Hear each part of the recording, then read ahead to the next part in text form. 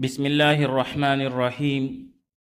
الحمد للہ رب العالمین والعاقبۃ للمتقین والصلاة والسلام علی خیر خلقہ محمد وآلہ واصحابہ اجمعین۔ آج السراجی فی المیراث میں ہمارا 11واں سبق ہے۔ اس سے پہلے والے اسباق میں ہم نے ورثاء کی اصناف عشرہ جو ہیں ان میں سے 7 سے متعلق جو ہے ہم نے تفصیلاً بحث کی تھی۔ آج کی سبق میں 8ویں درجہ میں مقر لہ بالنسب علی الغیر جو کہ وارث بنتا ہے، اس کے متعلق تفصیلاً پڑھیں گے۔ تو بھائی جب پہلے 7 درجوں پر جو افراد فائز ہیں وہ اگر موجود نہ ہو، یعنی اصحاب الفرائض بھی نہ ہو، عصبات بھی نہ ہو، ذوی الارحام بھی نہ ہو، مولی الموالات بھی نہ ہو، تو پھر 8ویں درجہ میں جو مقر لہ بالنسب علی الغیر ہے وہ وراثت کا اور ترکے کا حقدار بن جاتا ہے۔ لیکن ان میں چند شرائط ہے۔ اول شرط یہ ہے کہ بھائی جس کے لیے اقرار کیا ہو وہ مجہول النسب ہو، یعنی اس کا نسب معلوم نہ ہو۔ تو بھائی اس شرط کا فائدہ یہ ہے کہ اگر مقر لہ ثابت النسب ہوگا، یعنی اس کا نسب کسی سے ثابت ہو اور معلوم ہو، تو پھر گویا کہ مقر جو ہے یعنی میت اقرار کرنے والا وہ اپنے اقرار میں جھوٹا ہے، اس لیے پھر اس کا اقرار جو ہے وہ قابل اعتبار نہیں ہوگا۔ یعنی مثال کے طور پر زید جو ہے وہ مقر ہے، اس نے اپنی موت سے پہلے کسی شخص کے لیے اس کے ہم نسب ہونے کا اقرار کیا ہے، اور وہ شخص جو ہے وہ مجہول النسب ہو۔ پھر اگر وہ شخص مجہول النسب نہ ہو، یعنی اس کا نسب معلوم ہو، تو پھر گویا کہ مقر نے جو اب مر چکا ہے اس نے جھوٹ بولا تھا، لہذا اس کے اس اقرار کا اعتبار نہیں کیا جائے گا۔ پھر دوسری شرط یہ ہے کہ مقر یعنی اقرار کرنے والا موت تک اپنے اقرار پر قائم ہو اور اسی حالت میں مر جائے۔ تو بھائی فائدہ اس قید کا یہ ہے کہ اگر مقر یعنی اقرار کرنے والا بعد میں اپنے اقرار سے پھر جائے موت سے پہلے تو اب یقیناً مقر لہ جو ہے وہ وارث نہیں ہوگا۔ پھر تیسری شرط یہ ہے کہ مقر یعنی اقرار کرنے والا اس نے جو اقرار کی ہو مجہول النسب آدمی کے لیے وہ اپنے علاوہ کسی غیر سے ہو، یعنی اپنے علاوہ کسی غیر سے نسب کو ثابت کی ہو، مثلا یوں کہا ہو کہ ھذا اخی، یہ میرا بھائی ہے، تو اس کا مطلب یہ ہے کہ یہ میرے والد کا بیٹا ہے۔ تو بھائی فائدہ اس قید کا یہ ہے کہ اگر وہ غیر سے نسب کا اقرار نہیں کرے گا اور اپنے سے نسب کا اقرار کرے، جیسے کہیں کہ ھذا ابنی، تو پھر تو وہ مقر کا عصب نسبیہ بن جائے گا، کیونکہ یہ تو مقر لہ بالنسب علی الغیر نہیں ہے، بلکہ پھر تو یہ مقر لہ بالنسب علی نفسی ہی ہے۔ تو بھائی جب اس نے اپنے سے نسب کا اقرار کیا کہ یہ میرا بیٹا ہے، تو پھر تو اس کا بیٹا بن کر وہ عصب نسبیہ میں یعنی دوسرے درجے میں چلا جائے گا۔ ذوی الفروض سے جو حصہ رہ جاتا ہے وہ عصبہ نسبیہ لے جاتے ہیں دوسرے درجے میں، تو جب اس نے اپنے سے نسب کا اقرار کیا کہ میرا بیٹا ہے، تو پھر تو یہ شخص جس کے متعلق اقرار کیا گیا ہے وہ اقرار کرنے والے کا عصبہ نسبیہ بن جائے گا۔ پھر چوتھی شرط یہ ہے کہ یہ اقرار بھی جو مقر نے کی ہے یہ غیر کی طرف سے ثابت بھی نہ ہو، یعنی جس سے متعلق اس نے اقرار کیا ہے، جیسے کہ اوپر کے مثال میں اس نے کہا ھذا اخی، یہ میرا بھائی ہے، تو اس کا مطلب یہ ہے کہ میرے والد کا بیٹا ہے۔ تو اب اگر وہ غیر جو ہے مثلا باپ، وہ بھی اقرار کرے کہ واقعی یہ میرا بیٹا ہے، تو پھر تو وہ میت یعنی مقر کا حقیقی بھائی شمار ہوگا اور عصبہ نسبی کی حیثیت سے سب کے ساتھ شریک ہوگا۔ تو پھر دوسرے درجہ میں عصبہ نسبی کی حیثیت سے وہ ورثہ میں شامل ہو جائے گا، اور 8ویں درجے کی جو بات ہے وہ ختم ہو جائے گی۔ تو بھائی خلاصہ کلام یہ کہ یہ کل 4 شرطیں ہو گئیں۔ اول یہ کہ مقر لہو کا مجہول النسب ہونا، دوم یہ کہ مقر لہو کے نسب کا اقرار غیر سے نسب کو ثابت کرنے کو متضمن ہو۔ تو بھائی ان 2 شرطوں کی طرف مصنف رحمۃ اللہ علیہ نے ثم المقر لہو بالنسب علی الغیر سے اشارہ کیا۔ تیسری شرط یہ کہ مقر اقرار کے بعد اس اقرار سے رجوع بھی نہ کرے، تو اس شرط کی طرف مصنف نے اذا مات المقر علی اقرارہ سے اشارہ کیا۔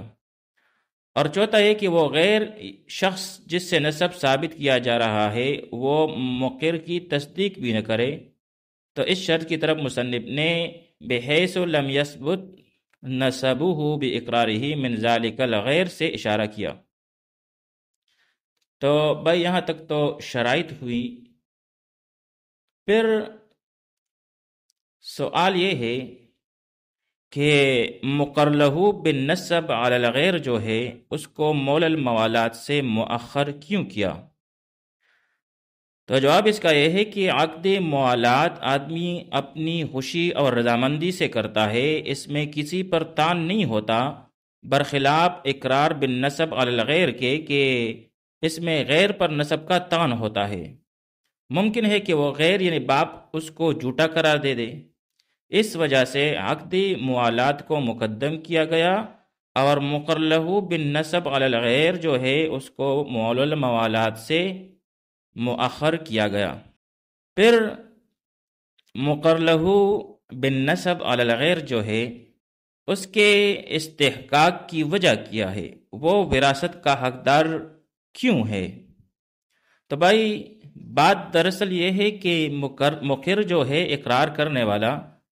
اس نے مقر لہو کے لیے 2 چیزوں کا اقرار کیا ہے۔ اول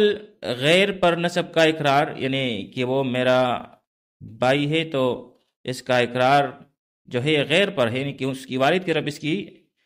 نسبت کی گئی ہے نسب کی۔ اور دوسرا یہ کہ مقر لہو کے لیے اپنے مال کا استحقاق بطور وراثت۔ اب اول جو ہے یعنی غیر پر نسب کے ثبوت کا اقرار، تو چونکہ غیر کی ذات سے متعلق ہے اور اس سے ثبوت نسب کا دعویٰ کرنا ہے جس پر کوئی دلیل نہیں، اس لیے محض مقر یعنی اقرار کرنے والے کے اقرار سے وہ نسب ثابت نہ ہوگا، بلکہ شرعاً وہ اقرار جو ہے باطل ہوگا۔ البتہ مقر لہو کے لیے مال کے استحقاق کا اقرار چونکہ خود مقر کی اپنی ذات سے متعلق ہے، اس لیے اس کا اعتبار ہوگا، کیونکہ المرء یؤخذ باقرارہ، اور یہ اقرار گویا مانن وصیت کے حکم میں ہے۔ پس اس وجہ سے مقر لہو کو اس درجہ میں جب کہ کوئی اوپر والا وارث نہ ہو مقر کا وارث شمار کیا گیا ہے۔ تو بھائی یہ 8ویں درجے تک بحث ہوئی۔ پھر اس کے بعد جو ہے 9ویں درجے میں مطالہ بجمیع المال ہے۔ تو بھائی جب ماقبل میں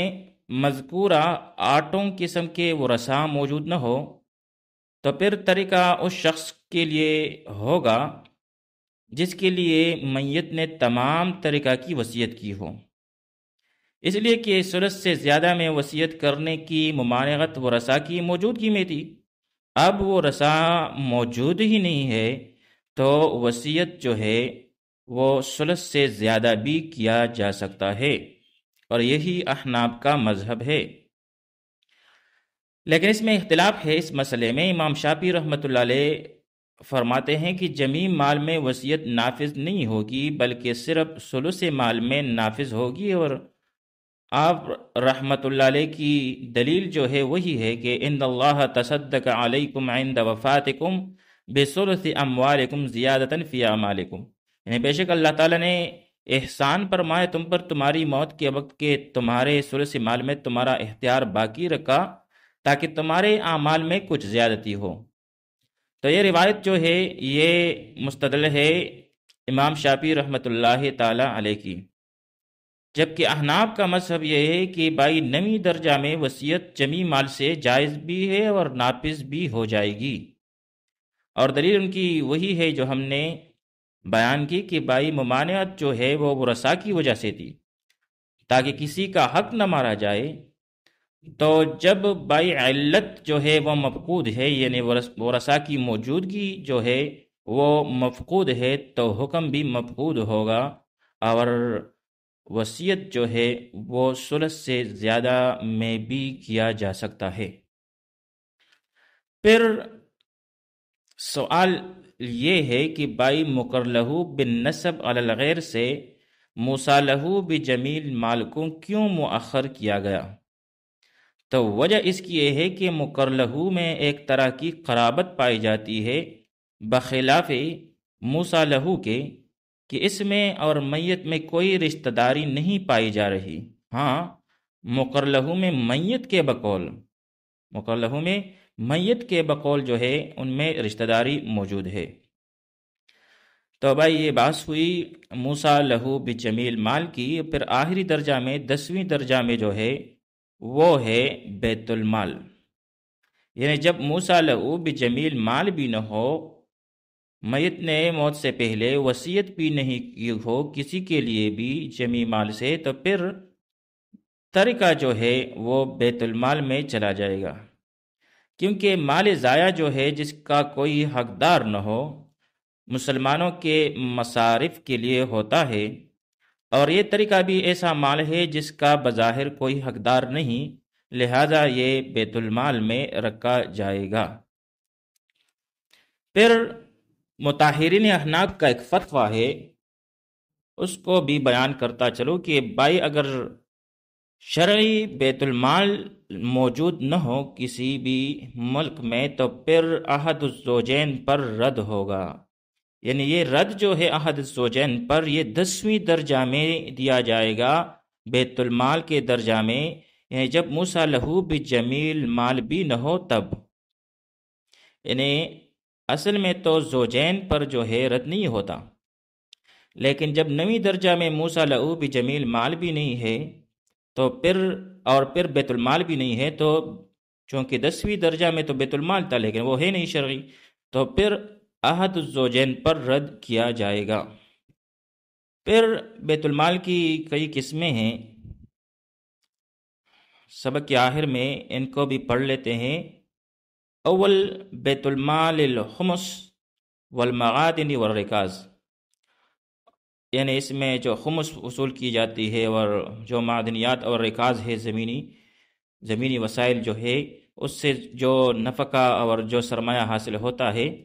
تو وہ اس میں رکھا جاتا ہے۔ دوسرا بیت المال الصدقۃ، یعنی زکوٰۃ الصوائم وعشور الاراضی، یعنی جو زکوٰۃ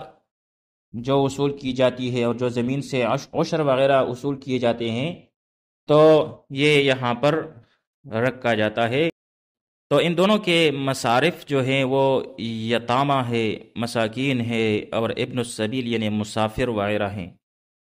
پھر تیسری قسم جو ہے بیت المال للخراج الاراضی وجزیۃ الرؤوس، تو یعنی جو زمین سے جو خراج جو وصول کیے جاتا ہے اور جو جزیہ وصول کیا جاتا ہے، ٹیکس جو ذمی افراد سے وصول کیا جاتا ہے، تو اس کا مصرف جو ہے وہ عام مسلمانوں کی مصالح ہیں، جیسے پلوں، بندرگاہوں اور مدارس کی تعمیر، قضات، علماء اور فوج کے وظائف وغیرہ۔ چوتھی قسم جو ہے بیت المال ترکہ واللقطہ ہے، جو ہم یہاں پر ہم نے بیان کی کہ جب 10ویں درجہ میں جو ترکہ جو ہے وہ بیت المال میں جمع کیا جائے گا، تو اس کا مصرف جو ہے وہ فقراء، یتامى اور مساکین کا علاج، معالجہ اور کفن دفن وغیرہ ہیں۔ تو بھائی یہاں تک ہم نے تفصیلاً جو ہے ورثاء کی جو اصناف عشرہ ہے وہ پڑھ لی۔ آئندہ کے سبق میں ہم موانع ارث کے بارے میں پڑھیں گے اور عبارت میں آگے جانے کی کوشش کریں گے۔ وصلی اللہ تعالی علی خیر خلقہ محمد و آلہ و اصحابہ اجمعین۔